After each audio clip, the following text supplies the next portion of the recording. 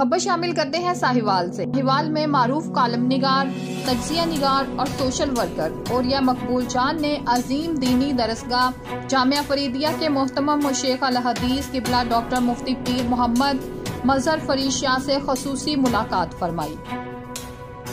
किबला डॉक्टर साहब ने मुअज़्ज़िज़ मेहमान को एहसन तरीके से वेलकम किया और जामिया का विजिट भी करवाया। मुअज़्ज़िज़ मेहमान ने जामिया की क्लासेस, लाइब्रेरी और कंप्यूटर लैब का भी विजिट किया। जामिया के बानियों शेख अल हदीस फरीदुल असर किबला बाबा जी पीर अबुल नसर के मिज़ार पर हाजिरी दी और मग़फ़िरत की दुआ भी की। मीडिया से गुफ्तगू करते हुए जामिया के निज़ाम तालीम को खूब सराहा और नेक तमन्नाओं का इजहार किया।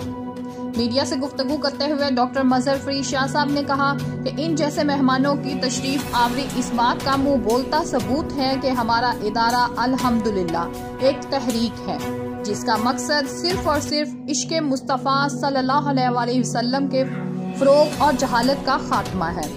मजीद आपने फरमाया कि आपकी तशरीफ आवरी हमारे लिए बाइसे मुसर्रत है और हम आपके बेहद मशकूर हैं।